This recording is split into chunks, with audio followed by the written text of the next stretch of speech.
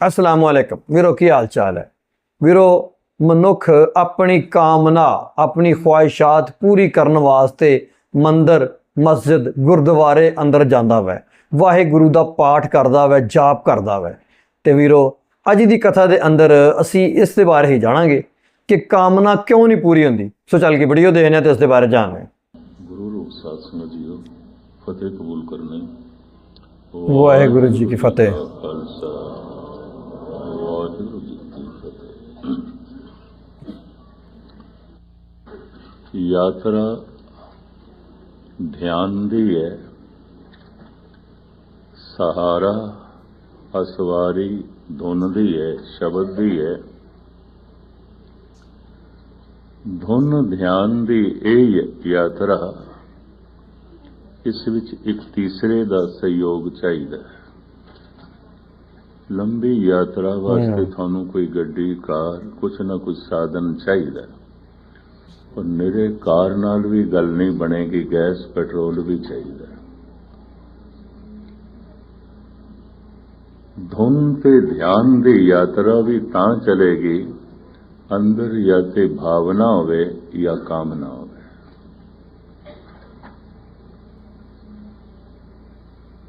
मैं कल रात अर्ज की सी, 99% लोग मंदिर मस्जिद गुरुद्वारे धार्मिक साधना करते ने कामना करके। कामना ने चलाया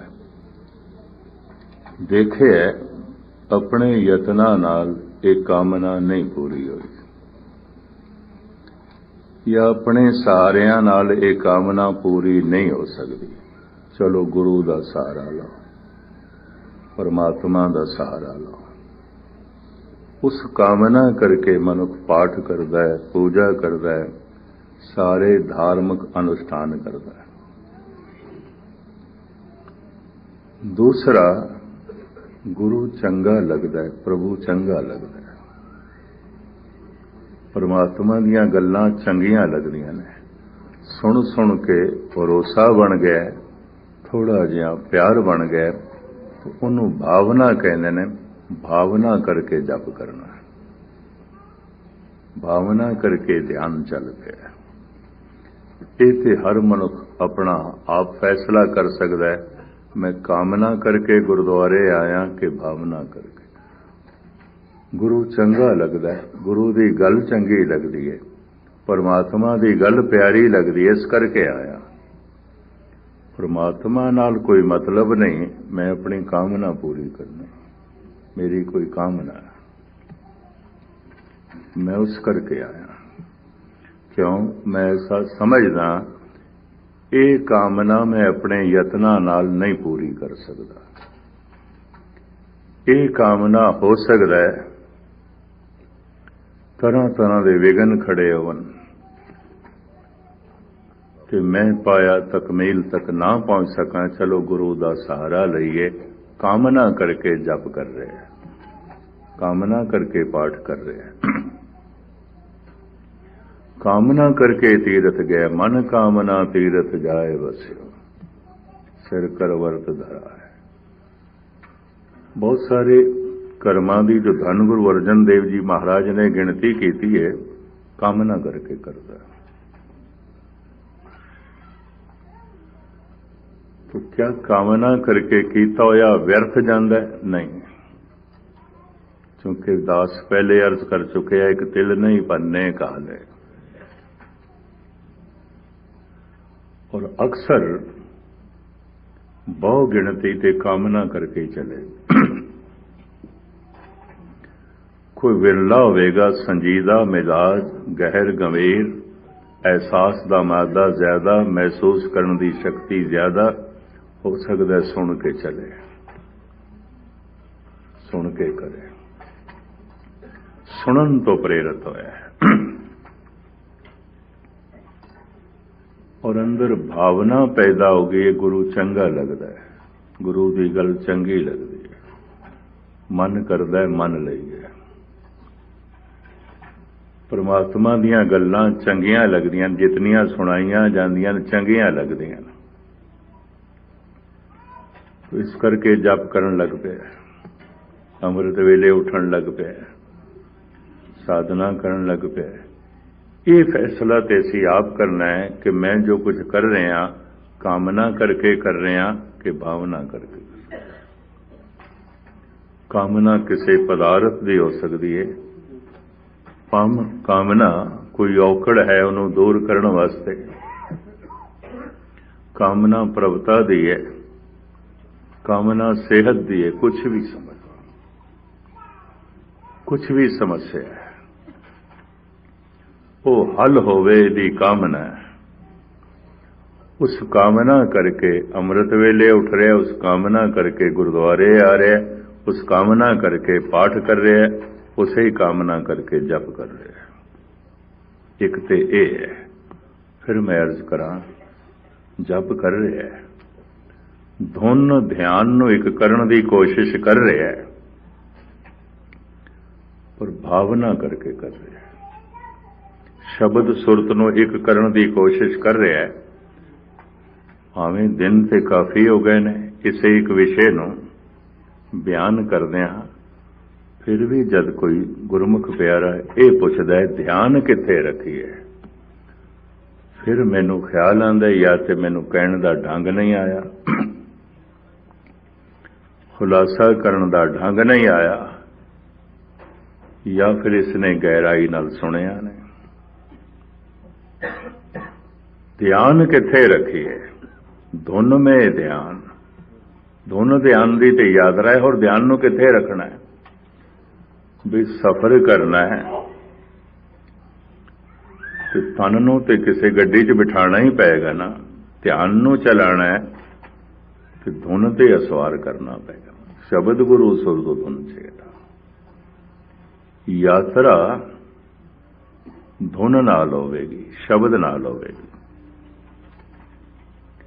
ਪਦਾਰਥ ਤੋਂ ਪਰਮਾਤਮਾ ਤੱਕ ਖੜੇ ਅਸੀਂ ਪਦਾਰਥ ਦੇ ਚਾਂ, ਪਹੁੰਚਣਾ ਪਰਮਾਤਮਾ ਤੱਕ ਹੈ। ਖੜੇ ਅਸੀਂ ਪਰਿਵਾਰ ਦੇ ਚਾਂ, ਪਹੁੰਚਣਾ ਨਿਰੰਕਾਰ ਤੱਕ ਹੈ। ਖੜੇ ਅਸੀਂ ਸੰਸਾਰ ਦੀ ਕਸ਼ਿਸ਼ ਦੇ ਚਾਂ, ਪਹੁੰਚਣਾ ਨਿਰੰਕਾਰ ਦੇ ਦੇਸ਼ ਹੈ। ਇਹ ਯਾਤਰਾ ਦੋ ਤਰੀਕਿਆਂ ਨਾਲ ਹੋਵੇਗੀ, ਕਾਮਨਾ ਕਰਕੇ, ਭਾਵਨਾ ਕਰਕੇ। ਕਾਮਨਾ ਕਰਕੇ ਖਤਰਾ ਵੀ ਹੈ ਤੇ ਕਾਮਨਾ ਕਰਕੇ ਇਸ ਯਾਤਰਾ ਦੇ ਵਿੱਚ ਮਲਨਤਾ ਵੀ ਬੜੀ ਹੈ, ਧੂੜ ਧਾੜ ਬੜੀ ਹੈ। ਇਸ ਨੂੰ ਮਲੀਨ ਧਰਮ ਕਹਿ ਦਿੱਤਾ ਹੈ, ਨਿਰਮਲ ਧਰਮ ਨੇ। ਕਰਮ ਕਰਤ ਹੋਵੇ ਨੈ ਕਰਮ, ਕਰਮ ਤੇ ਕਰਦਾ ਪਿਆ ਪਰ ਕਰਮ ਨਾਲ ਕੋਈ ਕਾਮਨਾ ਨਹੀਂ, ਕਰਦਾ ਹੀ ਪਿਆ। ਕਰਮ ਨਾਲ ਮੈਂ ਕਾਮਨਾ ਜੋੜ ਦਿੱਤੀ ਹੈ ਤਾਂ ਮੇਰਾ ਕਰਤਾ ਭਾਵ ਵੀ ਜੁੜਿਆ ਰਹੇਗਾ, ਮੈਂ ਕਰ ਰਿਹਾ, ਮੈਂ ਕਰ ਰਿਹਾ। ਜ਼ਰੂਰ ਗੱਲ ਪਕੜ ਵਿੱਚ ਆ ਰਹੀ ਹੋਗੀ। ਅਗਰ ਮੈਂ ਕਾਮਨਾ ਜੋੜ ਦਿੱਤੀ ਹੈ ਤਾਂ ਮੈਂ ਕਰ ਰਿਹਾ, ਇਹ ਭਾਵ ਵੀ ਬਣਿਆ ਰਹੇਗਾ। ਜਿਤਨਾ ਜਪਾਂਗਾ, ਜਿਤਨਾ ਚਲਾਂਗਾ, ਹੰਕਾਰ ਵੀ ਨਾਲ ਚਲੇਗਾ, ਕਾਮਨਾ ਵੀ ਨਾਲ ਚੱਲ ਰਹੀ ਹੈ। ਕਾਮਨਾ ਸੰਸਾਰ ਦੀ ਹੈ, ਸੰਸਾਰ ਮੈਲ ਹੈ, ਇਹ ਮੈਲ ਨਾਲ ਜਾਏਗੀ। ਜਪ ਕਰਦੇ ਹੋਇਆ, ਪਾਠ ਕਰਦੇ ਹੋਇਆ, ਕਥਾ ਕੀਰਤਨ ਸੁਣਦੇ ਹੋਇਆ, ਇਹ ਮੈਲ ਵੀ ਨਾਲ ਚਲੇਗੀ। ਇਹ ਵੀ ਮੈਂ ਅਰਜ਼ ਕਰਦਾ, ਔਰ ਮੈਂ ਇਹ ਵੀ ਅਰਜ਼ ਕਰਦੇ ਹਾਂ ਕਾਮਨਾ ਪੂਰੀ ਹੋ ਸਕਦੀ ਹੈ। ਕਾਮਨਾ ਕਰਕੇ ਮੈਂ ਆਰਾਧਨਾ ਕਰ ਰਿਹਾ, ਦੇਂਦਾ ਆਖੇ ਕੀ ਆਖਦੇ ਨੇ ਮੰਗ, ਉਹਨਾਂ ਦਾ ਆਖਣਾ, ਉਹਨਾਂ ਦਾ ਜਪਣਾ, ਉਹਨਾਂ ਦਾ ਪੜ੍ਹਨਾ, ਉਹਨਾਂ ਦਾ ਮੰਦਰ ਮਸਜਿਦ ਗੁਰਦੁਆਰੇ ਆਣਾ ਮੰਗਣ ਵਾਸਤੇ ਕੁਝ ਕਾਮਨਾ। ਆਖੇ ਮੰਗੇ ਦੇਹ ਦੇ ਐ ਦੇ ਆਉ ਦੇ, ਉਹ ਚਾਹੀਦਾ, ਉਹ ਚਾਹੀਦਾ। ਪਰ ਸਤਿਗੁਰੂ ਕਹਿੰਦੇ ਨੇ ਦਾਤ ਕਰੇ ਦਾਤਾਰ, ਕਾਮਨਾ ਪੂਰੀ ਹੁੰਦੀ ਹੁੰਦੀ ਹੈ। ਅਗਰ ਇਤਨਾ ਵੀ ਨਾ ਹੋਵੇ ਤਾਂ ਮੇਰੇ ਖਿਆਲ ਫਿਰ ਮੰਦਰ ਮਸਜਿਦ ਗੁਰਦੁਆਰੇ ਤੇ ਸੁੰਨੇ ਹੋ ਜਾਣਗੇ, ਕਿਉਂਕਿ ਬਹੁਤੀ ਦੁਨੀਆ ਤੇ ਕਾਮਨਾ ਕਰਕੇ ਜਾਂਦੀ ਹੈ। ਬਹੁਤਾ ਪਸਾਰਾ ਤੇ ਕਾਮਨਾ ਤੇ ਖੜਾ ਹੈ। ਕਾਮਨਾ ਪੂਰੀ ਹੋ ਜਾਏ, ਇੱਕ ਖਤਰਾ ਹੈ शायद जप भी छुट जाए। चलना पूरी होगी कामना, गल खत्म। गल खत्म करदे ही कामना वास्ते पैसे, हुण होर करन दी की लोड़ है। कामना नहीं पूरी हुई तो कामना करके भी जो चल रहे थे शायद ना चलिए, रुक जाइए, निराशा पैदा हो जाए। कामना निराशा पैदा कर सकती है, जरूरी नहीं कि वो कामना मेरी प्रभु पूरी करे। जैसे एक मासूम बच्चा अग दे च हथ पाना चाहता है, चंचल मत बारक बपरे की सर्प अगन कर मेले। उहदी इच्छा है बच्चे दी, मैं अग नूं पकड़ना, अग दे च हथ पाना। हुण मां नूं पता है अग दे च हथ पाएगा जलेगा। बाबा फरीद कहंदे ने हथ ना लाई कसम बड़े, जल जासी ढोला। अग नूं मुल्तान दे च उस लैंदी पंजाबी च कुसंबड़ा भी कहंदे, कुसंबे दी तरह दा जल जाएगा। अग साड़ देगी, ठीक है, खूबसूरत लगती पई है, चंगी लगती पई है, बलदी हुई, रंग रूप बहुत सुंदर है, भुलेखे च ना पै जाए। पर बच्चा ते प्रभावित है इस बलदी हुई अग तो, इन्हां अंगारियां तो, इन्हां लाठां तो प्रभावित है, वो तो पकड़ना चाहता है। उन्हें घूमते हुए कोबरे नाग नूं देख रहा है, सप नूं देख रहा है, इनू पकड़ना चाहता है। सर्प अगन कर मेले, मां उसके हत्थां नूं रोकदी है नहीं, रोंदा है, अंदरों मां नूं दुश्मन समझ बैठदा है।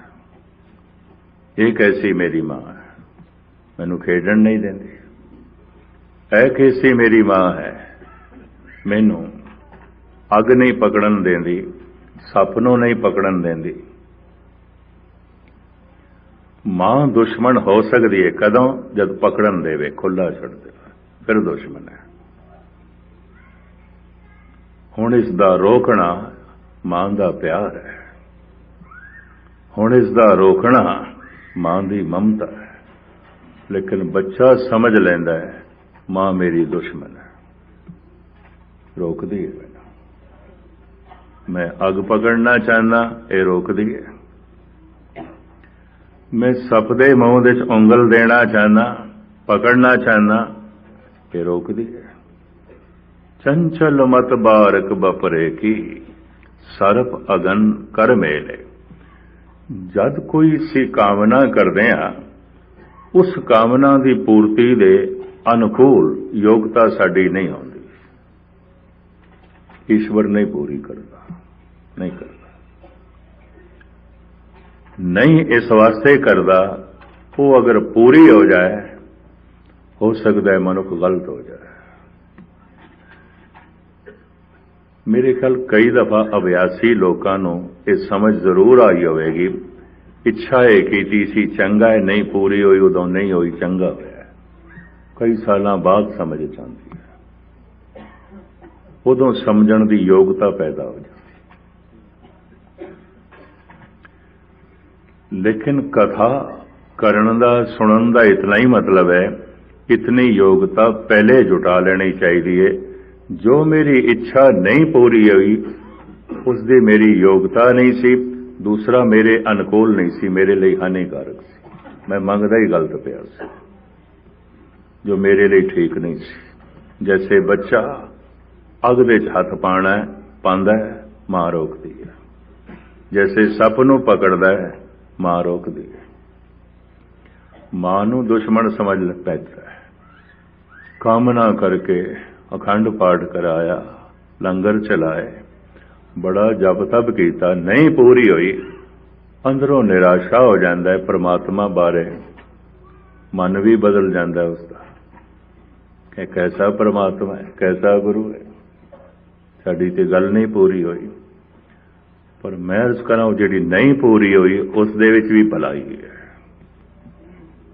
ਚੰਚਲ ਮਤ ਬਾਰਕ ਬਕ ਪਰੇ। ਹੋ ਸਕਦਾ ਮੇਰੇ ਅਨੁਕੂਲ ਨਾ ਹੋਵੇ, ਮੇਰੇ ਲਈ ਹਾਨੀਕਾਰਕ ਹੋਵੇ। ਹੋ ਸਕਦਾ ਜੋ ਮੈਂ ਮੰਗ ਰਿਹਾ ਬੜੀ ਤੜਪ ਨਾਲ ਉਹ ਗਲਤ ਮੰਗ ਹੋਵੇ, ਮੇਰੀ ਯੋਗਤਾ ਦੇ ਅਨੁਕੂਲ ਨਾ ਹੋਵੇ ਔਰ ਮੇਰੇ ਅਨੁਕੂਲ ਨਾ ਹੋਵੇ। ਪਰ ਹੁਣ ਬੱਚੇ ਨੂੰ ਸਮਝ ਤੇ ਨਹੀਂ ਹੈ, ਉਹ ਮਾਂ ਨੂੰ ਦੁਸ਼ਮਣ ਸਮਝ ਬੈਠਦਾ ਹੈ। ਮੈਨੂੰ ਰੋਕਦੀ ਹੈ, ਮੇਰੇ ਹੱਥ ਪਕੜ ਲੈਣ, ਇਸ ਜਾਣ ਨਹੀਂ ਦਿੰਦੀ ਅੱਗ ਦੇ ਚ ਮੈਨੂੰ।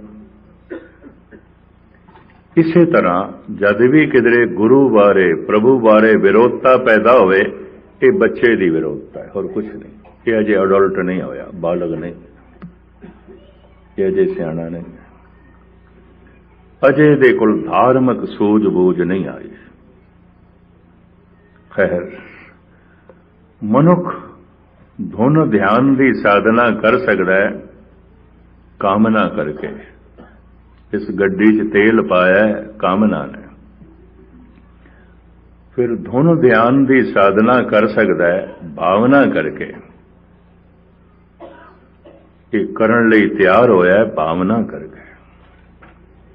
ਧਿਆਨ ਕਿੱਥੇ? ਮੈਂ ਫਿਰ ਅਰਜ਼ ਕਰਾਂ ਧੁਨ ਦੇ 'ਚ। ਫਿਰ ਕਈ ਕਹਿੰਦੇ ਨੇ ਧੁਨ ਦਾ ਕੋਈ ਰੰਗ ਨਹੀਂ, ਕੋਈ ਰੂਪ ਨਹੀਂ। ਫਲਾਣਾ ਕਹਿੰਦਾ ਇੱਥੇ ਰੱਖੋ, ਫਲਾਣਾ ਕਹਿੰਦਾ ਤਸਵੀਰ ਦੇ 'ਚ ਰੱਖੋ, ਫਲਾਣਾ ਕਹਿੰਦਾ ਉਸ 'ਚ ਕਰੋ। ਧਿਆਨ ਕਿੱਥੇ ਰੱਖੀਏ? ਤੇ ਜੇ ਧਿਆਨ ਕਿਸੇ ਹੋਰ ਪਾਸੇ ਹੀ ਰੱਖਣਾ ਹੈ ਤਾਂ ਜਪਣਾ ਤੇ ਹਵਾ 'ਚ ਉੱਡ ਜਾਏਗਾ। ਉਹ ਤੇ ਹਵਾ 'ਚ ਉੱਡ ਗਿਆ।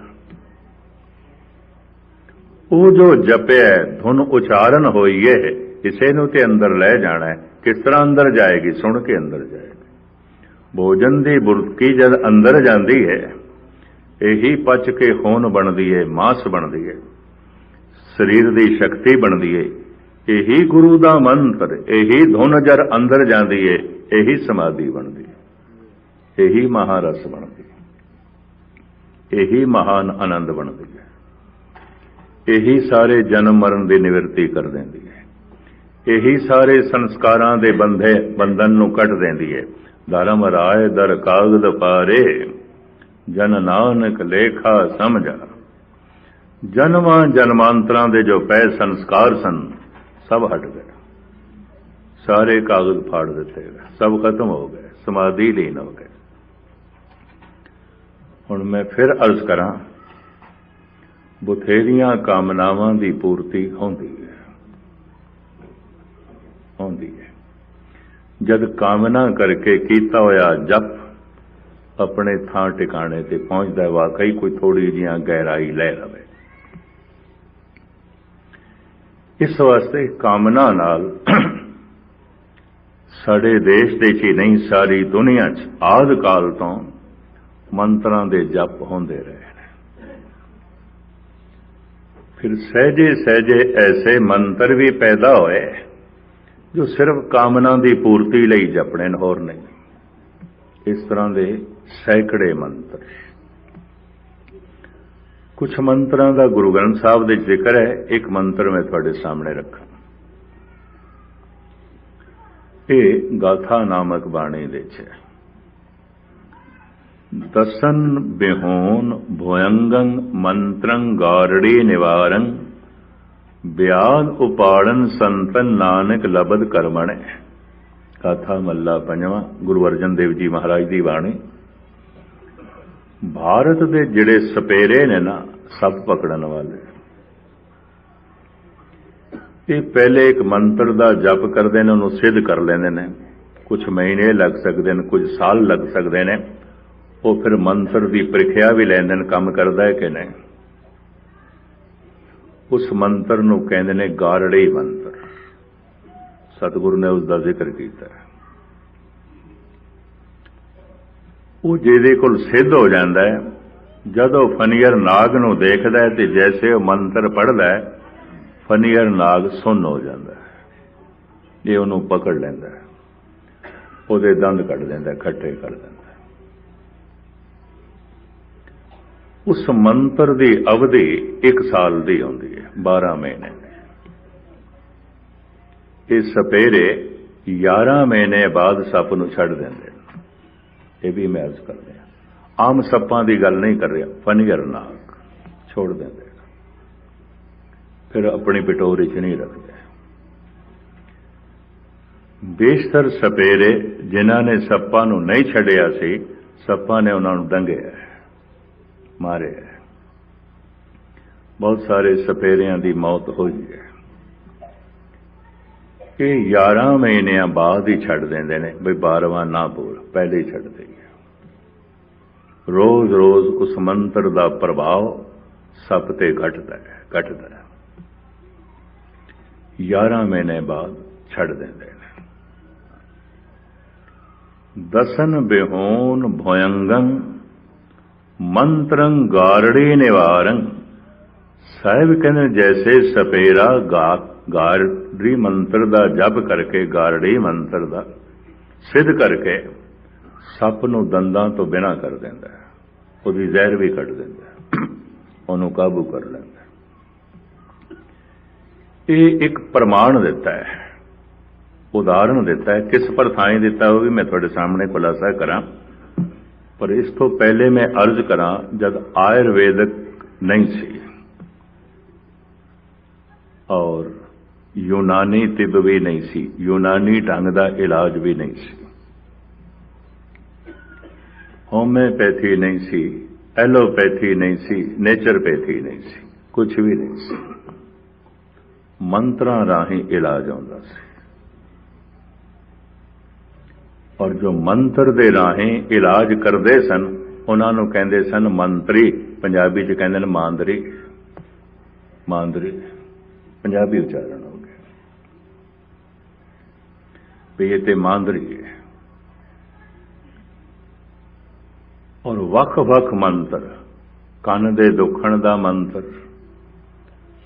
ਸਿਰ ਦੇ ਦੁਖਣ ਦਾ ਮੰਤਰ, ਦਾੜ ਪੀੜਾ ਦਾ ਮੰਤਰ।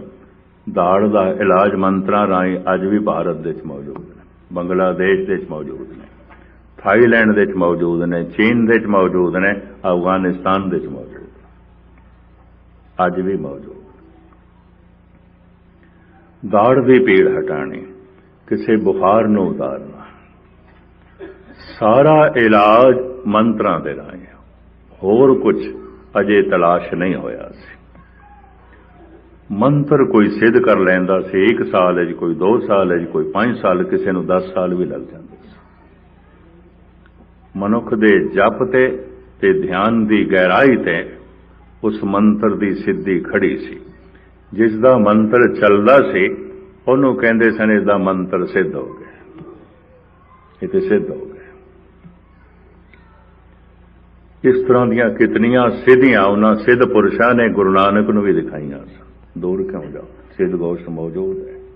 ਸਾਰੀਆਂ ਕਥਾਵਾਂ ਗੁਰੂ ਪ੍ਰਤਾਪ ਔਰ ਜਨਮ ਸਾਖੀ 'ਚ ਮੌਜੂਦ ਨੇ। ਐਸੇ ਸਿੱਧ ਹੁਣ ਵੀ ਮੌਜੂਦ ਨੇ। ਸਰੇਆਮ ਲੱਖਾਂ ਦੀ ਗਿਣਤੀ 'ਚ ਇੰਦੌਰ ਦਾ ਸਾਈਂ ਬਾਬਾ ਪਤਾ ਨਹੀਂ ਕਿਤਨੀਆਂ ਸਿੱਧੀਆਂ ਦਿਖਾਉਂਦਾ। ਲੋਕੀ ਦੇਖਦੇ ਨੇ, ਪ੍ਰਭਾਵਿਤ ਹੁੰਦੇ ਨੇ। ਲੋਕੀ ਪਰਮਾਤਮਾ ਕਰਕੇ ਨਹੀਂ ਜਾਂਦੇ ਉੱਥੇ, ਅੱਧੇ ਤੋਂ ਜ਼ਿਆਦਾ ਸਿੱਧੀਆਂ ਦੇਖਣ ਵਾਸਤੇ ਜਾਂਦੇ। ਸਿੱਧੀਆਂ ਤੋਂ ਪ੍ਰਭਾਵਿਤ ਨੇ, ਨਾ ਕਿ ਕੋਈ ਪਰਮਾਤਮਾ ਤੋਂ ਪ੍ਰਭਾਵਿਤ ਨੇ। ਪਿਆਰ ਕਰਕੇ ਨਹੀਂ ਜਾਂਦੇ ਰੱਬੀ, ਕਾਮਨਾ ਕਰਕੇ ਜਾਂਦੇ ਨੇ, ਸ਼ਾਇਦ ਉਹਦੀ ਸਿੱਧੀ ਨਾਲ ਕੋਈ ਸਾਡਾ ਵੀ ਕੰਮ ਸਿਰੇ ਚੜ ਜਾਏ। ਐਨੀ ਗੱਲ ਹੈ। ਬੜੇ ਬੜੇ ਕਾਮਨਾ ਦੇ ਗ੍ਰਸੇ ਮਨੁੱਖ ਮੈਂ ਐਸੇ ਡੇਰਿਆਂ 'ਚ ਧੱਕੇ ਖਾਂਦੇ ਦੇਖੇ ਨੇ ਜੋ ਸਿੱਧ ਤੇ ਨਹੀਂ ਨੇ, ਫਿਰ ਵੀ ਲੋਕੀ ਜਾਂਦੇ ਨੇ ਸ਼ਾਇਦ ਇਹ ਸਿੱਧ ਹੋਵੇ, ਸ਼ਾਇਦ ਇਹ ਸਿੱਧ ਹੋਵੇ। ਕੰਨਾਂ ਦਾ ਇਲਾਜ, ਅੱਖਾਂ ਦਾ ਇਲਾਜ, ਮੱਥੇ ਦੀ ਪੀੜਾ, ਬੁਖਾਰ, ਤਰ੍ਹਾਂ ਤਰ੍ਹਾਂ ਦੇ ਭਿਅੰਕਰ ਰੋਗਾਂ ਦਾ ਇਲਾਜ ਮੰਤਰਾਂ ਰਾਹੀਂ ਹੁੰਦਾ ਸੀ। ਕੁਝ ਹੋਰ ਨਾ ਸਮਝ ਲੈਣਾ, 80% ਲੋਕ ਠੀਕ ਹੁੰਦੇ ਸਨ। ਉਹ ਅਹਿਸਾਸ ਕਰਾ ਦਿੰਦੇ ਸਨ ਰੋਗੀ ਨੂੰ, ਅਸੀਂ ਰੋਗ ਕੱਢ ਦਿੱਤਾ, ਨਹੀਂ ਹੈ, ਜੜ੍ਹਾਂ ਹਿੱਲ ਗਈਆਂ। ਤੇ ਇੱਕ ਦਫਾ ਪੂਰਨ ਤੌਰ ਤੇ ਰੋਗ ਮਨ ਚੋਂ ਨਿਕਲ ਜਾਏ, ਕਰੀਬਨ 80% ਰੋਗ ਤਨ ਚੋਂ ਨਿਕਲ ਜਾਂਦੇ, ਨਿਕਲ ਜਾਂਦੇ। ਇਹੀ ਕਾਰਨ ਹੈ ਅੱਜ ਦੇ ਵੈਦ ਤੇ ਡਾਕਟਰ ਵੀ ਇਹ ਫਾਰਮੂਲਾ ਵਰਤਦੇ ਨੇ। ਰੋਗੀ ਨੂੰ ਕਹਿੰਦੇ ਨੇ ਤੈਨੂੰ ਕੁਛ ਨਹੀਂ, ਮਾਮੂਲੀ ਗੱਲ ਹੈ, ਇਹ 2-4 ਦਿਨਾਂ ਠੀਕ ਹੋ ਜਾਏਗਾ। ਇਸ ਤਰ੍ਹਾਂ ਹੀ ਕਹਿੰਦੇ ਨੇ ਵੈਦ, ਇਸ ਤਰ੍ਹਾਂ ਹੀ ਕਹਿੰਦੇ ਨੇ। ਭਿਅੰਕਰ ਤੋਂ ਭਿਅੰਕਰ ਰੋਗ ਹੋਵੇ ਨਹੀਂ ਕਹਿੰਦੇ ਵੀ ਬੜਾ ਖਤਰਨਾਕ ਤੇ ਭਿਅੰਕਰ ਹੈ। खैर मुख्तसर मैं अर्ज करा, इस तरह के मंत्री अजे भी मौजूद ने जो मंत्रां दे राही उपचार करते हैं। चीन दे च मौजूद ने, वियतनाम दे च मौजूद ने, एशिया के बहुत सारे देशों भारत दे च हैं, बांग्लादेश दे च हैगे ने, पाकिस्तान अफगानिस्तान दे च हैगे ने। जम्मू की गल है, क्योंकि जम्मू दे च जिहड़े खालसे ने ये अपने आप को ब्राह्मण सिंह कहते हैं, ब्राह्मणों तो बड़े ने। इन्हां दी एक मंथली मैगजीन भी निकलती है, ब्राह्मण सिख समाज। ब्राह्मण सिंह सजे ने, 5 प्यारियां च एक ब्राह्मण है। दरबार साहब का हैड ग्रंथी, मुख ग्रंथी भाई साहब भाई मनी सिंह, जो ज्ञानी मनी सिंह ब्राह्मण सन। भाई मती दास ब्राह्मण है। 5 प्यारियां च एक सिंह ब्राह्मण है। गुरु ग्रंथ साहब दे बैठे ने रामानंद, परमानंद, भगत जयदेव, त्रिलोचन, ये ब्राह्मण ने। चंगे माड़े हर कौम में आउंदे ने। सिख किहड़े सारे देवते ने, चंगे माड़े हर कौम में आउंदे ने। सारे मुसलमान थोड़ी माड़े हो। पीर बुद्धू शाह कौन सी? गुरु घर का पहला कीर्तनिया मरदाना है, मुसलमान है। जिसने दरबार साहब की नींह रखी मुसलमान है, मियां मीर है। सिख जगत का पहला ढाडी अब्दुल्ला है, मुसलमान है। 6वें पातशाह ने मुसलमान नूं ढाडी बनाया है। सारे कोई मुसलमान थोड़ी माड़े होंदे ने। चंगे माड़े हर कौम दे च आउंदे ने, चंगे माड़े सिखां च भी ने। सारे सिख किहड़े देवते आउंदे ने, ये भी मैं अर्ज करते हैं, वो तो हर कौम में आउंदे ने। इक्को गल असीं जद वंडी जांदे होंदे आ तो उदों मैनूं समझ आती है, ये शायद रात नूं ही देखना चाहते हैं, दिन नूं देखना ही नहीं चाहते। दिन भी आउंदे ने, जमीन ते दिन भी आउंदा है। हर कौम दे चंगे मनुख भी आउंदे ने, माड़े मनुख भी आउंदे ने। ये भी मैं अर्ज करते हैं, चंगे माड़े हर कौम दे आउंदे ने। झूठे मुकदमे 84 दे सिखां दे ते करीबन 90% सिखां नहीं बनाए। दिल्ली के सरदार बलदेव सिंह ने मेरे ते 10 मुकदमे बनाए, SHO पार्लियामेंट थाने का। और बेदी कपूरथले का SP, इसने मेरे ते पंजाब दे चाणा बैन किया। इन्हें प्रोफैसर दर्शन सिंह ते केस बनाया, सिखां ने बनाया। सिखां ने सिखां नूं मारिया। कितना सारे सिख चंगे हो सकते हैं? सिखां ने सिखां नूं धोखे दिते ने। सिखां ने सिखां नूं बड़ा परेशान किया। सारे सिख देवते नहीं आउंदे, सारे मुसलमान भी काफर नहीं आउंदे। सारे ब्राह्मण देवते नहीं आउंदे, पर सारे ब्राह्मण भी दुष्ट नहीं आउंदे। नहीं तो फिर दया सिंह दुष्ट है, फिर मनी सिंह कौन है, फिर लोचन कौन है, तो जयदेव कौन है, ये रामानंद कौन है, तो परमानंद कौन है। चंगे माड़े हर कौम दे होंदे ने, और कुछ माड़ियां नूं वेख के सारी कौम नूं माड़ा कहना, ये अपनी जबान दराजी है और कुछ नहीं, अपना मन मैला करना, और ये कुछ भी नहीं है। मैं अर्ज कर रहा सी, उपचार जद आयुर्वेद नहीं सी, यूनानी तिब नहीं सी, एलोपैथी नहीं सी, नेचरपैथी नहीं सी, होम्योपैथी नहीं सी, मंत्रां राही उपचार होंदा सी, मंत्रां दे राही इलाज होंदा सी। और कश्मीर दे अजे तक होंदा। श्री गुरु सिंह सभा रघुनाथ बाजार बड़ा सुंदर गुरुद्वारा बनया है, थल्ले मार्केट है। मैं लगातार 15-20 साल धन गुरु हरगोबिंद साहब जी महाराज के प्रकाश उत्सव ते जांदा रहा। उत्थों दे सिखां नूं माण है, सानू सिख सजाया गुरु हरगोबिंद साहब ने। उन्हां दी फेरी नाल ये गुरु नानक पंथी बने सन। धन गुरु हरगोबिंद साहब जी महाराज दे 2 बहुत वड्डे अस्थान ने, एक श्रीनगर दे एक बारामूला दे। बड़े सुंदर बने, बड़े महान। बड़ा भारी उत्थे इकट्ठ आउंदा है, सत्संग आउंदा है। कई दफा दास उत्थे जांदा रहा, हुण 5-7 साल दे हालात ठीक नहीं। जम्मू दी गल है, जम्मू हाज़री भर के फिर मैं श्रीनगर पहुंचदा हुंदा सी। जम्मू च मेरी दाड़ दुखण लग पई, बड़ी भयंकर। घंटा मैं कथा करनी सी, उस दिन मैं 40 मिनट कथा की थी। तो मैं संगतां नूं कह ही दिता, मैं एक गल है, मेरी दाड़ बहुत दुखदी है।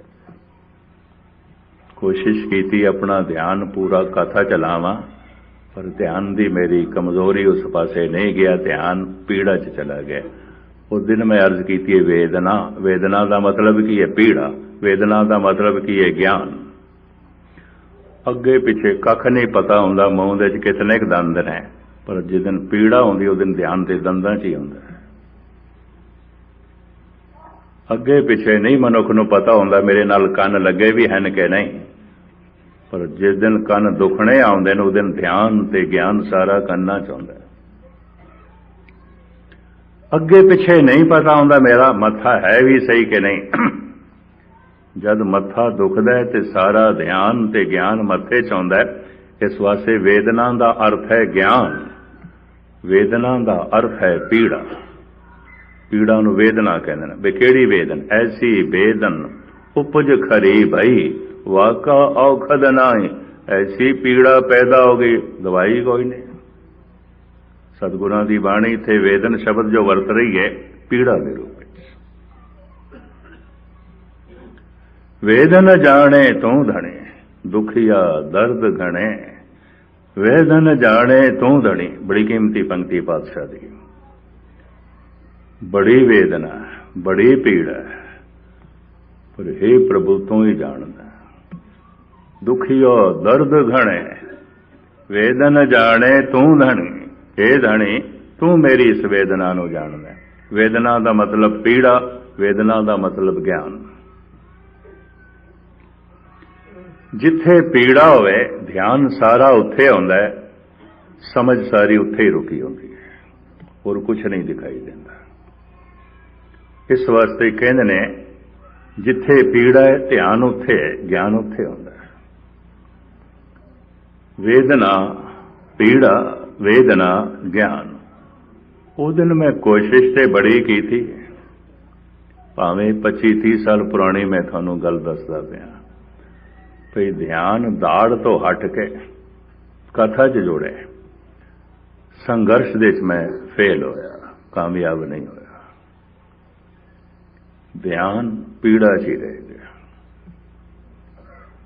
तो मैं माफी मंग ली, मैं साध संगत मेरी दाड़ बहुत दुखती है, तो मैं इत्थे ही समाप्त कर दूं। मैं अपने कमरे च आ गया। गुरुद्वारे थले दुकाना ने, बहुत वड्डी मार्केट है, गुरुद्वारे की मार्केट है। उहदे तरह तरह दी दुकाना ने। एक दुकान मोची दी है, वो मोची भी सिंह है, जुतियां नवियां बनांदा है, बेचदा है। पर उहदे कोल सवेरे सवेरे मरीज भी आउंदे सन। गुरुद्वारे च मत्था टेकण तो बाद दुकान ते जांदा सी, 10-20 मरीज आंदे सन, मैं देखदा सी। फिर 10 बजे तो बाद मरीज नहीं देखदा सी, अपनियां जुतियां बनांदा सी, बेचदा सी। मेरे कमरे च आ गया, मैनू कहंदा मस्कीन जी सुनिया तुहाडी दाड़ दुखदी है। मैं कहा बहुत दुखदी है। हुण भी दुख रही? मैं कहा हुण भी दुख रही है। डॉक्टर ने गोलियां दित्तियां सन, मैं लै लईयां, उहदे नाल पीड़ा ते मेरी सुन होई नहीं। पीड़ ते है। कहंदा आपां 2 मिनटां ठीक कर देने। मैं कर दो, होर की चाहिए। इतना मैं देखिया सी मरीज उसदे कोल आउंदे ने। वो बैठ गया, एक किल ठोकी ते कुछ धागा बनिया ते कुछ पढ़दा रहा। मैनू कहन लगा पीड़ा बिल्कुल ठीक हो गई होवेगी। मैं कहा नहीं, पहले नालों वध गई है, वध गई है। ਉਹਨੇ ਫਿਰ ਹੋਰ ਕਿਲ ਠੋਕੀ, ਹੋਰ ਧਾਗਾ ਬਣਿਆ, ਫਿਰ ਪੜਦਾ ਰਿਹਾ ਕੁਛ। ਕਹਿਣ ਲੱਗਾ ਹੁਣ ਤੇ ਬਿਲਕੁਲ ਠੀਕ ਹੋ ਗਈ ਹੋਗੀ। ਮੈਂ ਕਿਹਾ ਹੁਣ ਦੁਗਣੀ ਹੋ ਗਈ ਹੈ, ਠੀਕ ਨਹੀਂ ਹੋਈ। ਪਤਾ ਉਸਨੇ ਕੀ ਆਖਿਆ ਸੀ? ਧਿਆਨ ਨਾਲ ਸੁਣਨਾ। ਕਹਿੰਦੇ ਮਸਕੀਨ ਜੀ, ਤੁਹਾਡਾ ਮੇਰੇ ਤੇ ਭਰੋਸਾ ਨਹੀਂ ਬਚ ਰਿਹਾ, ਤੁਹਾਡੀ ਮੇਰੇ ਤੇ ਸ਼ਰਧਾ ਨਹੀਂ ਬਚਦੀ, ਤੁਹਾਡੇ ਮਨ ਦਾ ਮੇਰੇ ਨਾਲ ਸੰਬੰਧ ਨਹੀਂ ਜੁੜ ਰਿਹਾ, ਮੇਰੇ ਉਚਾਰਨ ਕੀਤੇ ਮੰਤਰ ਦਾ ਤੁਹਾਡੇ ਤੇ ਅਸਰ ਨਹੀਂ ਪੈ ਰਿਹਾ। ਮੈਂ ਕਿਹਾ ਭਰੋਸੇ ਦੀ ਗੱਲ ਹੈ ਨਾ, ਇਤਨਾ ਮੈਨੂੰ ਹੀ ਪਤਾ ਹੈ ਜੇ ਕਿਤੇ ਮੈਂ ਵਾਹਿਗੁਰੂ ਮੰਤਰ ਤੇ ਭਰੋਸਾ ਪੂਰਨ ਕਰ ਲਵਾਂ, ਸਰੀਰ ਚੋਂ ਸਾਰੇ ਹੀ ਰੋਗ ਨਿਕਲ ਜਾਣ। ਨਮੋ ਮੰਤਰ ਮੰਤਰੰ, ਨਮੋ ਜੰਤਰ ਜੰਤਰੰ।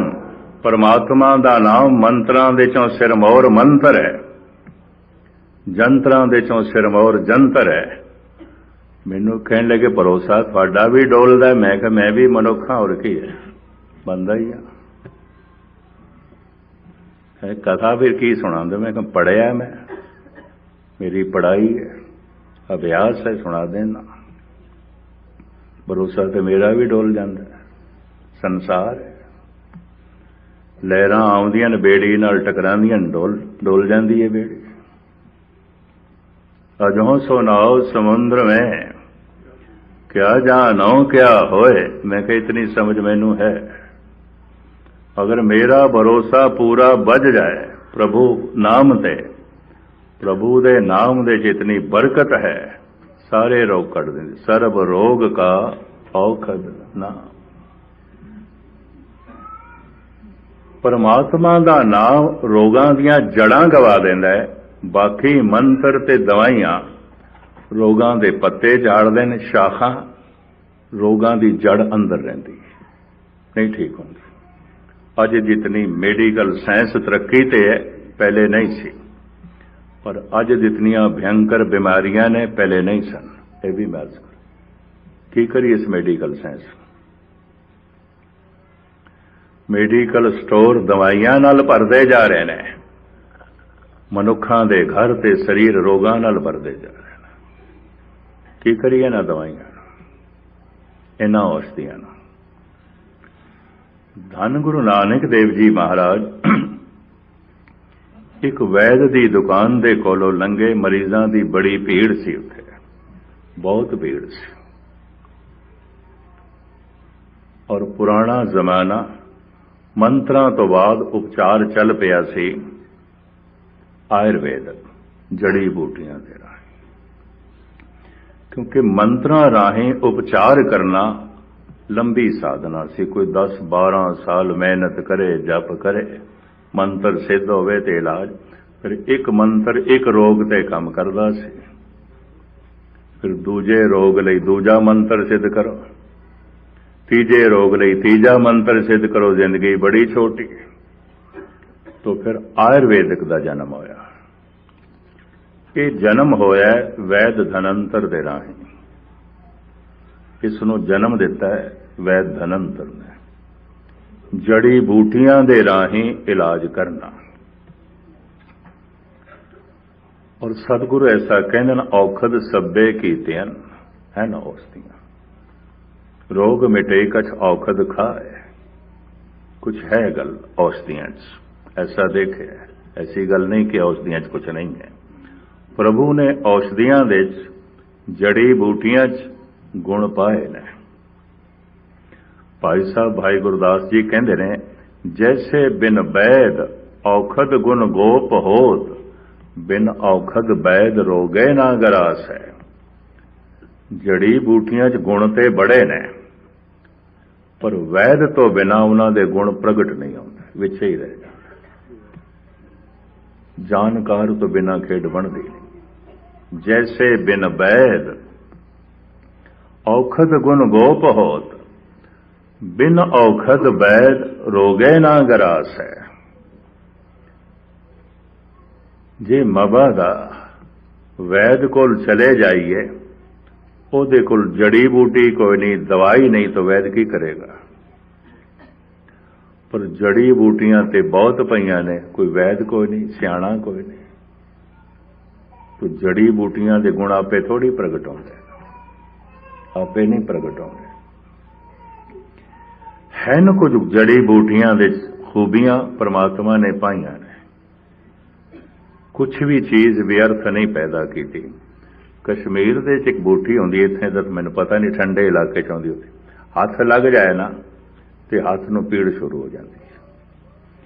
पर जिथे बूटी होवेगी उत्थे भंग दा बूटा होंदा ही है कश्मीर दे, उहनूं उखाड़ के फिर ला दो, भंग दा बूटा एकदम ठीक हो जाता है। दोवें इकट्ठे ही ने, इकट्ठे ही उगदे ने। सारा कश्मीर भरिया पे, जिथे वो बिच्छू बूटू, उस बूटी का नाम है बिच्छू बूटी, बिच्छू की तरह लड़ती, हथ लग जाए उन्होंने बिच्छू बूटी कहते हैं। सारे कश्मीरियों को पता है। ये तो एक दो दफा मेरे नाल हादसा होया, भाई मक्खण सिंह नाल सन, उन्होंने पता सी, उन्होंने एकदम भंग का बूटा तोड़ के लाया, मैं कहा ठीक हो। जड़ी बूटियां च बड़े गुण ने, बशर्ते वैद होवे, जानकार होवे। एक वैद ने बड़ियां दवाइयां रखिया हुई शिंगार के, बड़े वैद बैठे। धन गुरु नानक देव जी महाराज अपनी मौज नाल लंघे और हस पे। वैद उठिया, हथ जोड़े, सतगुरु नूं मत्था टेकिया ते बेनती कीती, पातशाह मेरे ते हस्सिओ या इन्हां मरीजां नूं वेख के तुहानूं हासा आया है, या इतनियां सारियां जो मैं दवाइयां कीमती रखियां हुई ने इन्हां नूं वेख के हस पयो। साहब कहंदे तिन्नां नूं वेख के हासा आया, तैनूं भी वेख के, मरीजां नूं वेख के, जड़ी बूटियां नूं वेख। बिठाया अपने कोल सिंघासन ते, अपनी गद्दी ते, ते पुछया महाराज फिर तिन्नां ते क्यों हसिया? कारण सतगुरु कहंदे ने, ऐ वैद मूल रोग दा तैनूं नहीं पता, तेरियां सारियां दवाइयां ते सियाणप रोगां दे पत्ते झाड़दे ने, शाखां नूं कटदियां ने, जड़ां रह जांदियां। बड़ा कीमती शब्द है। दर्द होवे दुख रहे शरीर, ऐसा दारू लगे ना बेर। है मेरे वैद राज ऐसा दारू जो जड़ कटदा ही नहीं, पत्ते झाड़ देंदा है। रोगी समझ लेंदा मैं ठीक हो गया, जिन्हों अज कहंदे ने ठीक हो गया, पर एक खाधी हुई दवाई साइड इफेक्ट करेगी, कुछ ना कुछ पैदा करेगी। एक रोग दबे है तो दूजा पैदा होगा, जड़ अंदर वो दूजा रूप धारण करेगी। सतगुरु कहंदे दर्द होवे दुख रहे शरीर, दुख ते अंदर रह गया जड़ रूप की कीता तेरी दवाई ने? इन्हां दवाइयां देख के मैनूं हासा आया, ये जड़ नहीं कट सकती, पत्ते झाड़ सकती, वक्ती तौर पर ठीक कर सकती। ते तैनूं भी जड़ रोग दा नहीं पता, मूल रोग दा तैनूं भी कोई ज्ञान नहीं, इस वास्ते तैनूं भी वेख के मैनूं हासा आ गया। ते इन्हां रोगियां नूं भी कख नहीं समझ, कुछ भी नहीं पता। बहुत सारी थावां ते सतगुरु कहंदे ने, बहुत गिणती ते अंधी अंधी रईयत ज्ञान भी होनी, भाए भरे मुर्दा। जितने चिर तक ये अज्ञानता है, ये सारा सिलसिला अत्यंत ऐसे उपदना दा ते पाखंड दा चलेगा।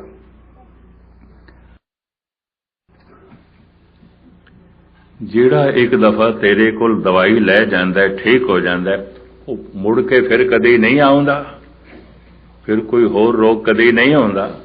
नहीं महाराज, आंदे ते फिर भी ने।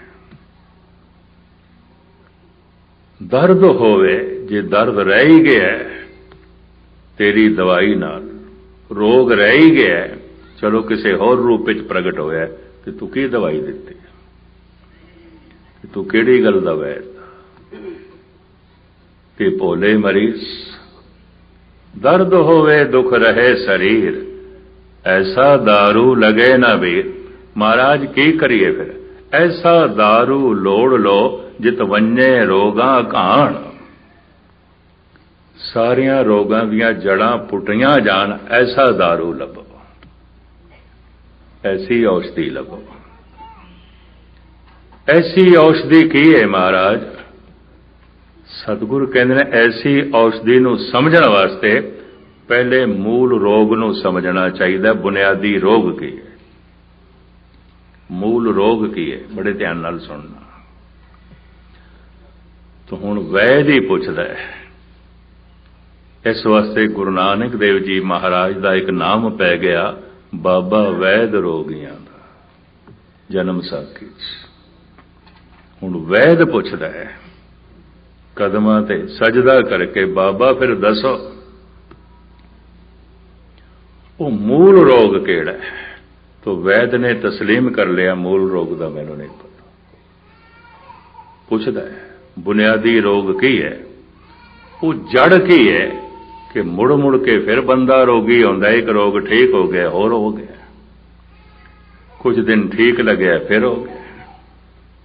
ਇਹਦਾ ਮਤਲਬ ਰੋਗਾਂ ਦੀ ਜੜ ਅੰਦਰ ਰਹਿ ਗਈ। ਉਹ ਮੂਲ ਰੋਗ ਕੀ ਹੈ? ਤੋ ਸਤਿਗੁਰੂ ਦੱਸਦੇ ਨੇ, ਦੁੱਖ ਵਿਛੋੜਾ, ਇੱਕ ਦੁੱਖ ਭੁੱਖ, ਇੱਕ ਦੁੱਖ ਸਕਤ ਵਾਰ ਜਮਦੂਤ, ਇੱਕ ਦੁੱਖ ਰੋਗ ਲਗੇ ਤਨ ਧਾਏ, ਵੈਦ ਨ ਭੋਲੇ ਦਾਰੂ ਲਾਏ। ਮਨੁੱਖ ਦੀ ਸੁਰਤ ਜੋ ਸ਼ਬਦ ਤੋਂ ਵਿਛੜੀ ਹੋਈ ਹੈ, ਮਨੁੱਖ ਦੀ ਚੇਤਨਾ ਜੋ ਪਰਮਾਤਮਾ ਤੋਂ ਟੁੱਟੀ ਹੋਈ ਹੈ, ਮੂਲ ਰੋਗ ਇਹ ਹੈ, ਬੁਨਿਆਦੀ ਰੋਗ ਇਹ ਹੈ। ਇਸ ਤੋਂ ਹੀ ਸਾਰੇ ਰੋਗ ਪੈਦਾ ਹੁੰਦੇ ਨੇ। ਭਾਈ ਸਾਹਿਬ ਭਾਈ ਨੰਦ ਲਾਲ ਦੇ ਦੋ ਬੋਲ ਸੁਣ ਲੈਣਾ। ਉਹ ਪ੍ਰਸ਼ਨ ਕਰਦੇ ਨੇ, ਸਵਾਲ ਕਰਦੇ ਨੇ, ਗਮ ਚੇ ਬਾਸ਼ਦ, ਕੋਈ ਮੈਨੂੰ ਦੱਸੋ ਗਮ ਕੀ ਹੈ, ਦੁੱਖ ਕੀ ਹੈ? ਆਮ ਬੰਦਾ ਕਹੇਗਾ ਹੱਦ ਹੋ ਗਈ, ਇਹ ਵੀ ਕੋਈ ਸਵਾਲ ਹੈ? ਔਰ ਨੰਦ ਲਾਲ ਜੈਸਾ ਆਲਮ ਫਾਜ਼ਲ, ਧੰਨ ਗੁਰੂ ਗੋਬਿੰਦ ਸਿੰਘ ਜੀ ਮਹਾਰਾਜ ਦੀ ਪ੍ਰਸੰਨਤਾ ਦਾ ਪਾਤਰ, ਇਹ ਪ੍ਰਸ਼ਨ ਕਰੇਗਾ ਗਮ ਕੀ ਹੈ? ਗਮ ਚੇ ਬਾਸ਼ਦ। ਫਿਰ ਭਾਈ ਸਾਹਿਬ ਕਹਿੰਦੇ ਨੇ, ਚੀਸਤ ਸ਼ਾਦੀ, ਖੁਸ਼ੀ ਕੀ ਹੈ? ਮੈਂ ਅਰਜ਼ ਕਰਾਂ, ਸ਼ਾਦੀ ਦੇ ਅਰਥ ਆਨੰਦ ਕਾਰਜ ਨਹੀਂ ਹੈ। ਈਰਾਨੀ ਭਾਸ਼ਾ ਦਾ ਇਹ ਸ਼ਬਦ, ਪਰਸ਼ੀਅਨ ਦਾ, ਇਹਦੇ ਅਰਥ ਕੇਵਲ ਖੁਸ਼ੀ ਹੈ। ਇਹ ਦਿਲ ਸ਼ਾਦ ਅਸਤ, ਇਹ ਦਿਲ ਬੜਾ ਖੁਸ਼ ਹੈ। ਇਹ ਦਿਲ ਨਾ ਸ਼ਾਦ ਅਸਤ, ਇਹ ਦਿਲ ਖੁਸ਼ ਨਹੀਂ ਹੈ। ਇਹ ਖਾਨਾ ਸ਼ਾਦੀਅਤ, ਇਸ ਘਰ ਦੇ ਚ ਬੜੀ ਖੁਸ਼ੀ ਹੈ।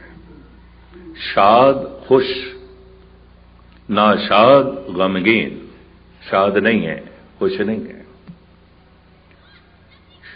ਆਨੰਦ ਕਾਰਜ ਲਈ ਉਹਨਾਂ ਕੋਲ ਦੂਜਾ ਸ਼ਬਦ ਹੈ ਨਿਕਾਹ। ਇਸਲਾਮੀ ਦੁਨੀਆ 'ਚ ਨਿਕਾਹ ਕਹਿੰਦੇ ਨੇ। ਲੇਕਿਨ ਮੁਗਲਾਂ ਦੇ ਰੰਬੇ ਰਾਜ ਕਰਕੇ ਪਰਸ਼ੀਅਨ ਭਾਸ਼ਾ ਦੇ ਕੁਝ ਸ਼ਬਦ ਅਰਥ ਬਦਲ ਗਏ ਨੇ। ਦੂਰ ਕਿਉਂ ਜਾਓ, ਗੁਰਬਾਣੀ ਦੇ 'ਚ ਵੀ ਕੁਝ ਵਾਕ ਹੋਰ ਨੇ ਜੋ ਅੱਜ ਅਰਥ ਬਦਲ ਗਏ ਨੇ। ਚਰਨ ਗਹੋਂ ਬਕੋਂ ਸੁਭ ਰਸਨਾ, ਦੀਜੇ ਪ੍ਰਾਨ ਅਕੋਰ। ਬਕੋ ਤੋਂ ਮੁਰਾਦ ਬੋਲਣਾ, ਉਸੋ ਤੋਂ ਹੀ ਵਕਤਾ ਹੈ, ਬਕਤਾ। ਤੇ ਅੱਜ ਕਿਤੇ ਭਾਰਤ ਵਿੱਚ ਕਿਸੇ ਨੂੰ ਕਹਿ ਕੇ ਦੇਖੀਏ ਬਕਦਾ ਹੈ, ਬਕ, ਉਹਦੇ ਲੜਨ ਨੂੰ ਪਏਗਾ, ਅਰਥ ਹੋਰ ਹੋ ਗਏ। ਮੈਂ ਇਸ ਤਰ੍ਹਾਂ ਦੇ ਦੇਖੇ ਨੇ ਬਹੁਤ ਸਾਰੇ ਸ਼ਬਦ, ਅੱਜ ਅਰਥ ਹੋਰ ਹੋ ਗਏ ਨੇ, ਜਦ ਕਿ ਉਹ ਅਰਥ ਨਹੀਂ ਨੇ। ਚਰਨ ਗਹੋਂ ਬਕੋਂ ਸੁਭ ਰਸਨਾ, ਮੈਂ ਜ਼ਬਾਨ ਨਾਲ ਸ਼ੁਭ ਬਕਦਾ, ਗੁਸਤਾਖੀ ਮਾਫ, ਬਕਦਾ ਬੋਲਦਾ। ਬਕਤੇ ਦੇ ਅਰਥ ਨਹੀਂ ਜੋ ਅੱਜ ਕੀਤੇ ਜਾਂਦੇ, ਇਹ ਤੇ ਬਕਦਾ ਹੈ। ਪਤੰਦਰ ਸ਼ਬਦ ਸੀ ਜਿਹਦੇ ਕੋਲ ਇੰਦਰ ਜੈਸੀ ਪੱਤ ਹੈ। ਪਤੰਦਰ ਹੈ, ਮਹਾਨ ਹੈ। ਇਹਦੇ ਕੋਲ ਇੰਦਰ ਜੈਸਾ ਐਸ਼ਵਰੀ ਹੈ, ਸਾਰੇ ਸੁੱਖ ਨੇ, ਪਤੰਦਰ ਹੈ। ਪਰ ਅੱਜ ਭਾਰਤ ਵਿੱਚ ਪਤੰਦਰ ਵੀ ਗਾਲ ਹੈ। ਕਿਸੇ ਨੂੰ ਕਹਿ ਕੇ ਦੇਖੋ, ਲੜਨ ਨੂੰ ਪੈਂਦਾ। ਸ਼ਬਦਾਂ ਦੇ ਅਰਥ ਸਮੇਂ ਦੇ ਨਾਲ ਬਦਲ ਜਾਂਦੇ ਨੇ। ਔਰ ਸ਼ਬਦ ਜਦ ਘੜਿਆ ਗਿਆ ਸੀ ਤੇ ਅਰਥ ਭਾਵ ਨੂੰ ਪ੍ਰਗਟ ਕਰਨ ਵਾਸਤੇ ਘੜਿਆ ਗਿਆ ਸੀ। ਜਦ ਸ਼ਬਦ ਅਰਥ ਬਦਲ ਜਾਂਦੇ ਨੇ, ਕਿਸੇ ਅਗਿਆਨਤਾ ਵਸ ਹੋ ਕੇ ਬਦਲ ਜਾਂਦੇ ਨੇ।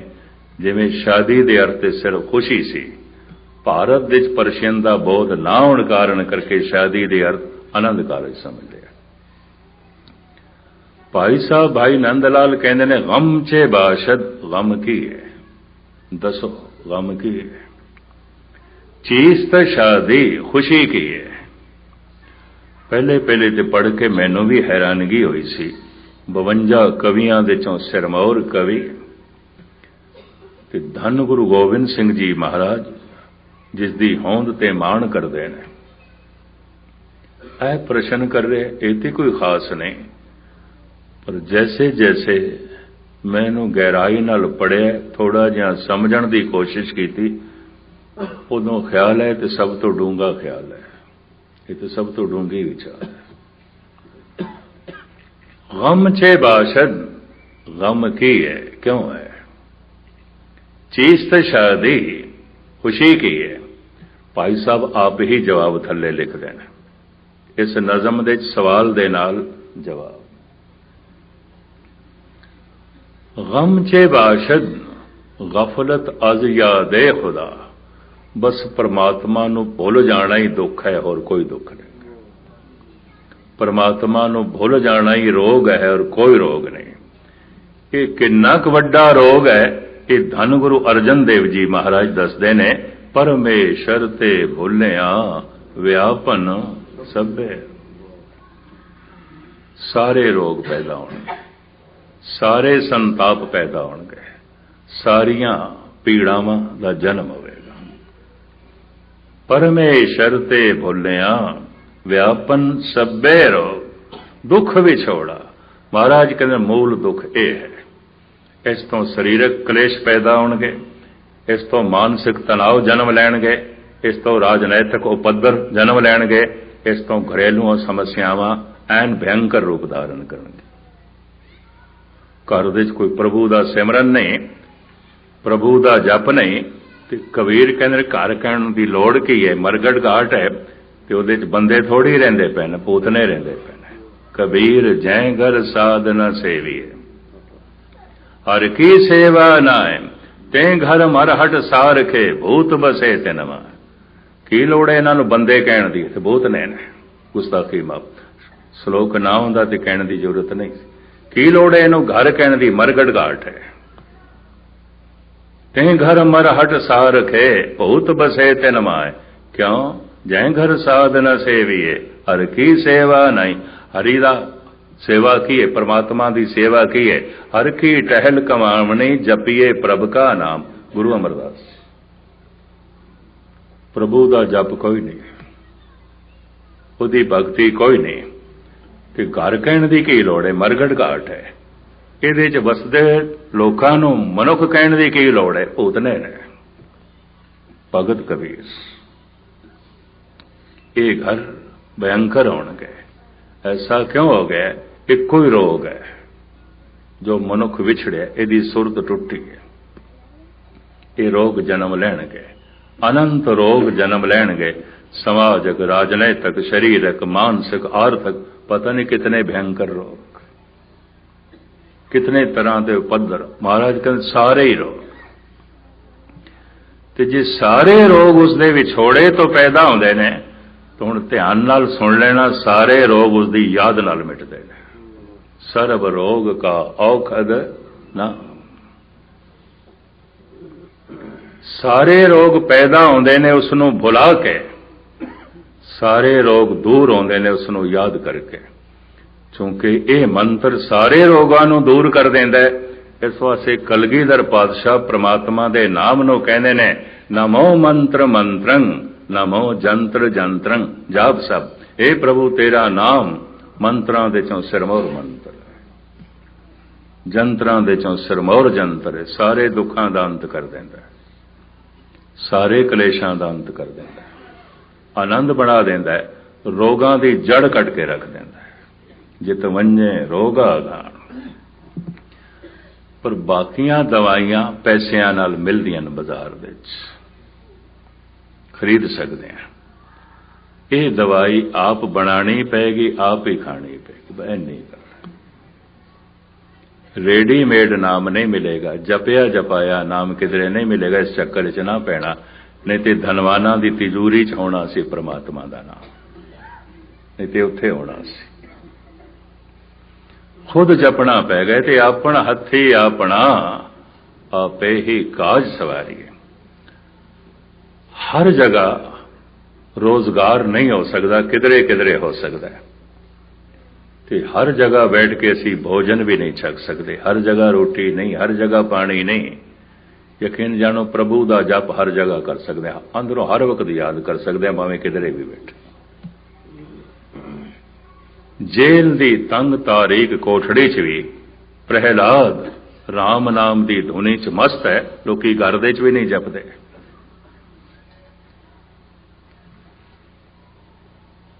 बंद बंद कटवांदे होया भी मनी सिंह दी रसना तो जप जारी है, हर तरह के सुख होंदे आया भी मनुख जप नहीं करता। सूली दी सेज दे उत्ते लटक के भी कईयां ने प्रभु दे गीत गाए ने, फुल्लां दी सेज ते बैठ के भी लोकी नहीं गांदे। हुण मैं अर्ज करा, ध्यान चलेगा कामना करके, ध्यान चलेगा भावना करके। ध्यान करके अगर जप चलिया, ये धर्म ते है पर निर्मल धर्म नहीं। कर्म करत होवे ने कर्म, ये निष्कर्म नहीं है, इन्हें कामना जोड़ी हुई है। कर्म का करता भी बनया, मैं कर रहा, इन्ना कर रहा और मेरी ये कामना है।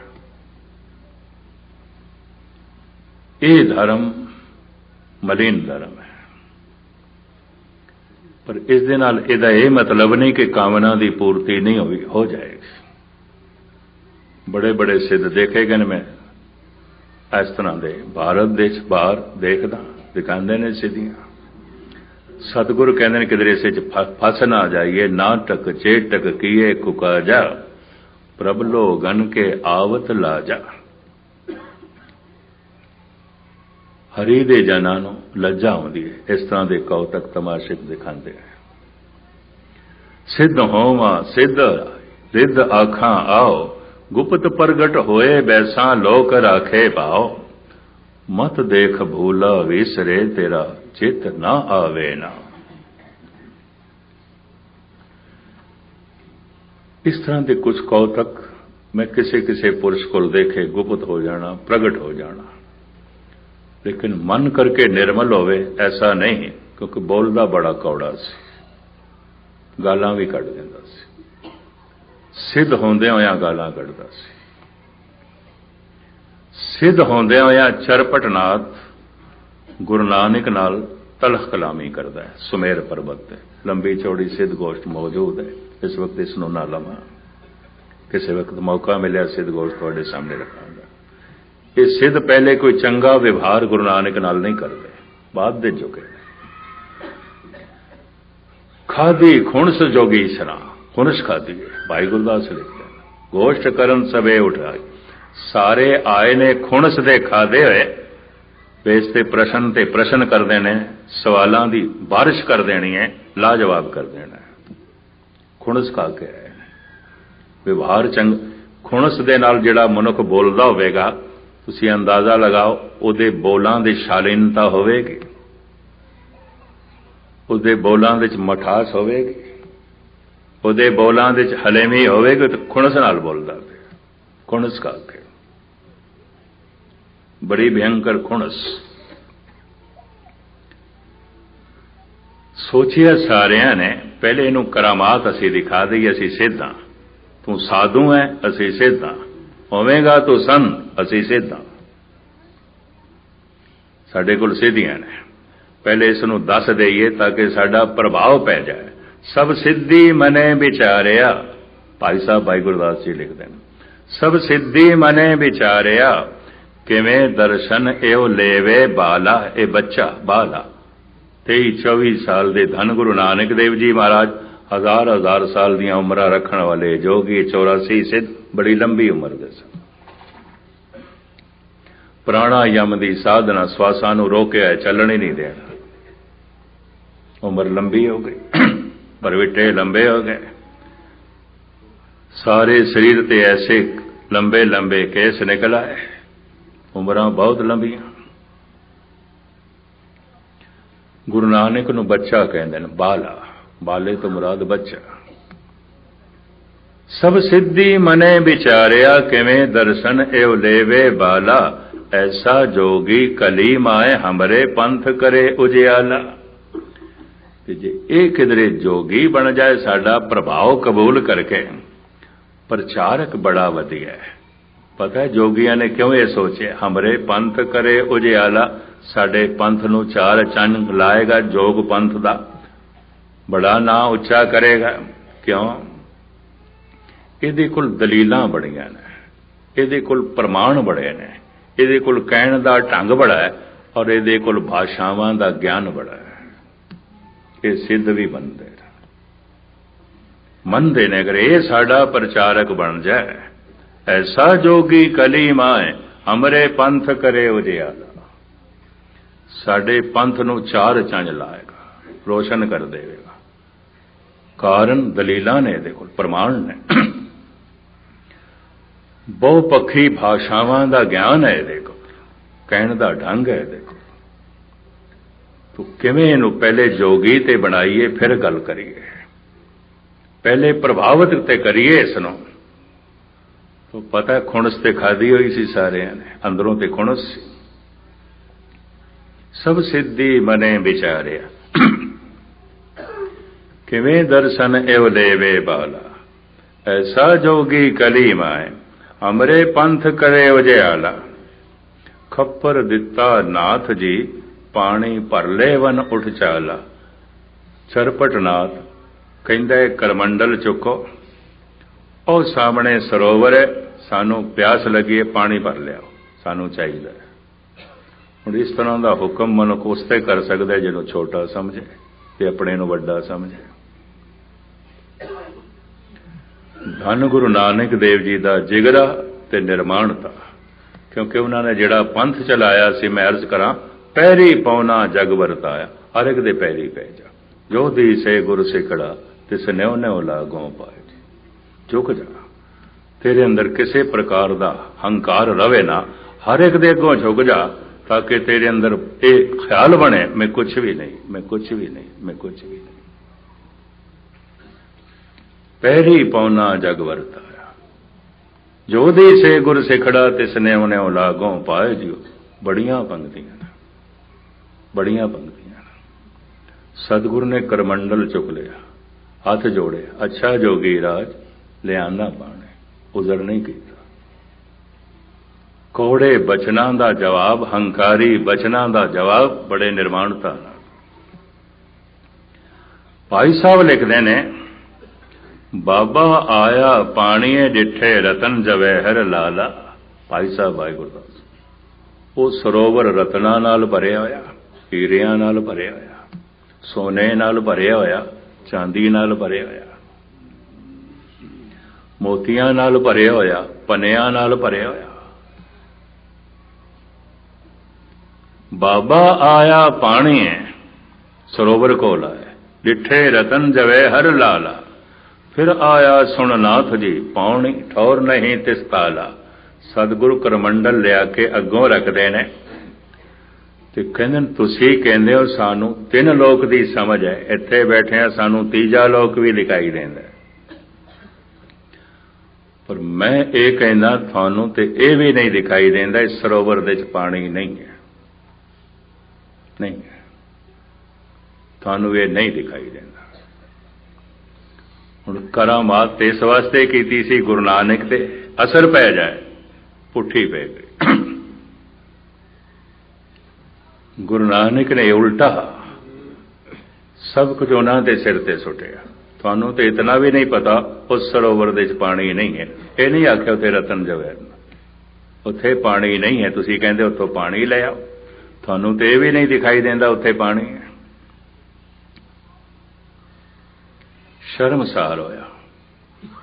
इस लंबी चौड़ी गोश्त दे भाई गुरदास जी कहते ने, शब्द जिति सिद्ध मंडली कीर्तन अपना पंथ हो जाना। धर्म पंथ नूं उजागर किया गुरु नानक ने, और सिद्धा ने सजदा किया। आखे असी सिद्ध हाँ, संत नहीं हाँ, असी करामातां तक पहुंचे हाँ, प्रभु तक नहीं। असी शक्तियां तक पहुंचे हाँ, महाशक्ति तक नहीं। कबूल कर लिया। तां फिर इह सिद्ध गोष्ठ बाणी रची है। सिद्ध पुछदे गए ने, गुरु नानक दसदे गए ने, धन गुरु ग्रंथ साहब जी महाराज दे बकायदा दर्ज है। कामना करके मंत्रां दा जप सिद्धियां ते देंदा है, पर वो जप उसे कामना की पूर्ति ते रुक जाएगा, अगे नहीं जाएगा। उत्थे ही मनुख रुक जाएगा। रिद्ध सिद्ध सब मोह है, नाम ना वसे, उत्थे ही रुक जाएगा। दूसरा, भावना करके जप कर रहे हैं, रिद्धियां सिद्धियां ते मिलणगे इत्थे भी। 9 निधि 18 सिद्धि पिछे लगियां फिरन, जो हर हिरदे सदा वसाए। जब उस पड़ाव तो इहदा ध्यान लंघेगा, ये सिद्धियां ते मिलणगे, ये खेड ते बनेंगे। किथे? विज्ञानमयी कोश। ध्यान इतना गहरा चला गया, अन्नमयी कोश तो थले, प्राणमयी कोश तो थले, मनमयी कोश तो थले, विज्ञानमयी कोश ते। एक कामना करके जप करन नाल भी हो सकता है, भावना करके जप करन नाल भी हो सकता है। कामना करके जो जप पिया करता है, विज्ञानमयी कोश ते रुक जाएगा, रिद्धियां सिद्धियां दे मिलदियां रुक जाएगा, क्योंकि करदा ही इसे वास्ते पिया सी, मंजिल ही आई सी। पर जो प्यार करके जप कर रहा है, गुरु की गल चंगी लगी है, गुरु दे बोलां तो प्रभावित होया है, और गुरु दे बोल परमात्मा दे बोल ने। परमात्मा अपने बोलां दे च है। मैं इसनूं इस तरह बयान करदा हुंदा, किसे मनुख नूं वेख के कख नहीं पता चलदा बंदा की है। वध तो वध पता चलेगा उहदे रंग दा, उहदे रूप दा, उहदी उम्र दा, और इतना पता चल जाएगा स्त्री है पुरुष है। और नहीं पता चलेगा बंदा की है, रजोगुणी है, तमोगुणी है, सतोगुणी है, मूर्ख है, सियाणा है, शांतमयी है, क्रोधी है, धार्मिक है, अधार्मिक है। देखण नाल नहीं पता चलेगा, कदा ही नहीं पता चलेगा।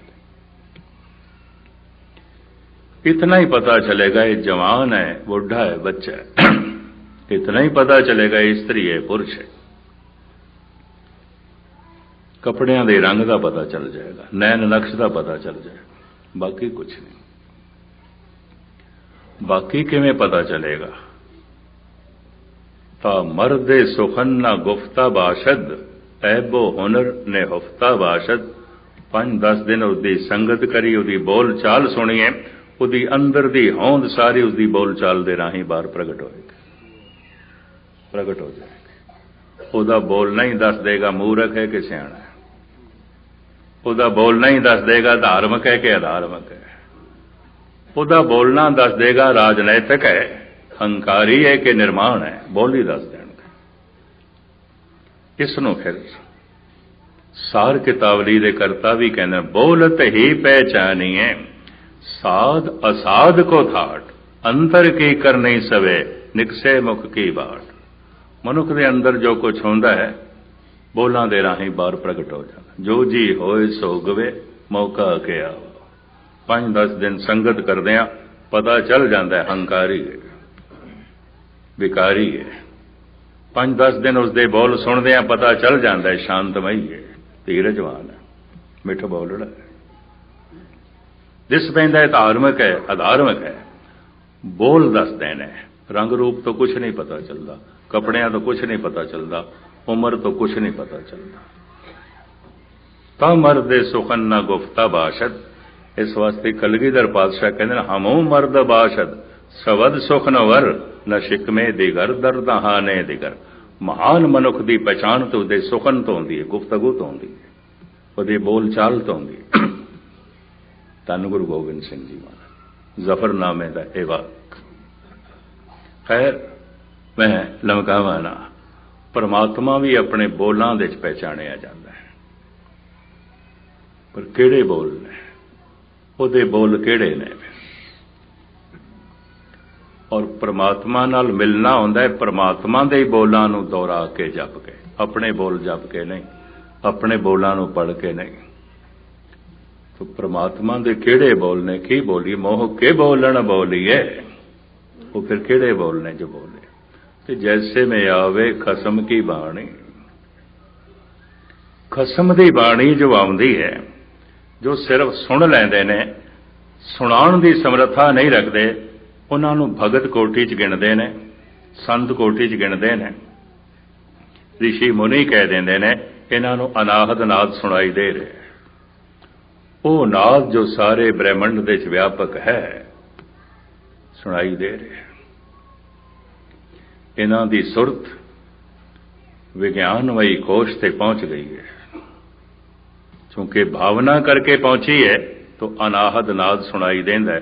कबीर कहंदे ने दरमा दे ठांडे दरबार, तुझ बिन सुरत करे को मेरी, दर्शन दीजे खोल किवार। हे प्रभु तू अपना दर खोल, मैं तेरे दर ते पहुंच गया।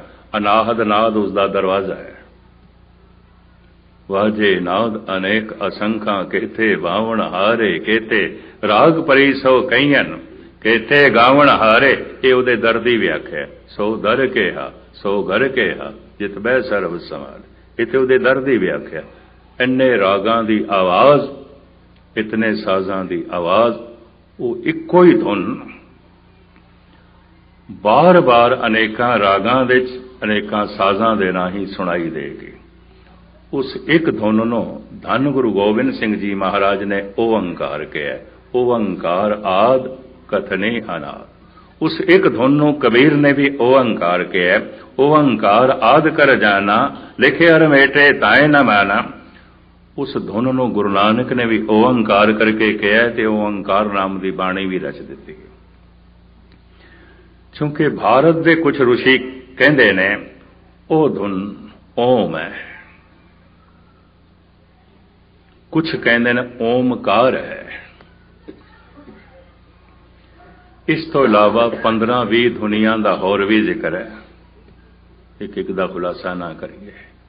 गोरख कहता है वो अलग है, अलग।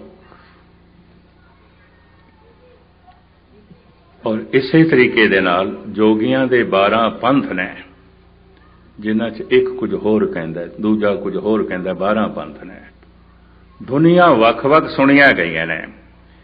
इन्हों गुरु नानक देव जी महाराज ने कहा हिरदे का भांडा अलग अलग है। जिमें पानी गिलास दे च पाया, बाल्टी च पाया, कौली च पाया, ते भांडे दे आकार का रूप धारण कर गया पानी। वो धुनी मनुख दे हिरदे दे आकार देख के वैसा ही रूप बना लेंदी है। जिसने ओम कहा उहदे हिरदे की पहचान, जिन्हें राम कहा उहदे हिरदे की पहचान। और जिहदे अंदरों वो धुन जो सुनाई दी है ओंकार रूप दे उहदे हिरदे की बनती। कलगीधर पातशाह कहते हैं ओंकार है। ओंकार आद कथनी अनाद। लंबा चौड़ा खुलासा है। गुरु नानक ने एका जोड़ दिता, एक ही धुन है, दूजी नहीं है। यही है, दूजी नहीं है। और इसे तरीके दे नाल जोगियां दे 12 पंथ ने, जिन्हां च एक कुछ होर कहता है, दूजा कुछ होर कहता है। 12 पंथ ने, दुनिया वख-वख सुनिया गई ने। इन्हों गुरु नानक देव जी महाराज ने कहा हिरदे का भांडा अलग अलग है। जिमें पानी गिलास दे च पाया, बाल्टी च पाया, कौली च पाया, ते भांडे दे आकार का रूप धारण कर गया पानी। वो धुनी मनुख दे हिरदे दे आकार देख के वैसा ही रूप बना लेंदी है। जिसने ओम कहा उहदे हिरदे की पहचान, जिन्हें राम कहा उहदे हिरदे की पहचान। और जिहदे अंदरों वो धुन जो सुनाई दी है ओंकार रूप दे उहदे हिरदे की बनती। कलगीधर पातशाह कहते हैं ओंकार है। ओंकार आद कथनी अनाद। लंबा चौड़ा खुलासा है। गुरु नानक ने एका जोड़ दिता, एक ही धुन है, दूजी नहीं है। यही है, दूजी नहीं है। इसे विच अनेकां साज ने, इसे विच अनेकां राग ने। इस तक जो पहुंच गया, दर तक पहुंच गया। इस वास्ते शब्द नूं दर कहते हैं। शब्द गुरु है, गुरु नूं द्वारा कहते हैं। लिविंग गुरु, जानी गुरु, श्वास चलदे वन गुरु। ਉਹਦੇ ਨਾਲ ਕੀ ਆਉਂਦਾ? ਗੁਰੂ ਨਾਨਕ ਨੂੰ ਵੇਖਣ ਵਾਲਿਆਂ ਨੇ ਗੁਰੂ ਨਾਨਕ ਨੂੰ ਪੱਥਰ ਮਾਰੇ, ਭੂਤਨਾ ਬੇਦਾਲਾ ਆਖਿਆ, ਪਰ ਜਿਨ੍ਹਾਂ ਨੇ ਸੁਣਿਆ ਗੁਰੂ ਨਾਨਕ ਨੂੰ ਉਹ ਤੇ ਗੁਰੂ ਨਾਨਕ ਤੋਂ ਕੁਰਬਾਨ ਗਏ। ਖੇਡ ਤੇ ਸਾਰੀ ਸੁਣਨ ਦੀ ਹੈ।